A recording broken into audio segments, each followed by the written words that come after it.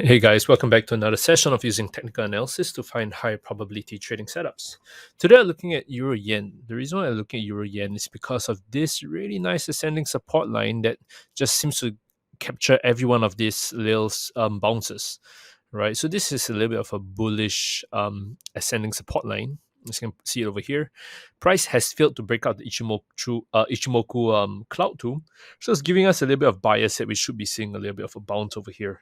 So we're going to have a nice little support over here, right? So this would be ideally our buy entry, right? In terms of the take profit placement, right? I see a nice area of resistance over here, right? Price has reacted out around multiple times, so we won't be too ambitious. Just have a take profit over here.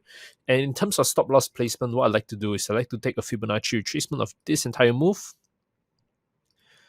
see what are the different fib levels, and 78.6 is down here. So we're just going to put our stop loss slightly below here, give it a pretty good risk to reward kind of setup.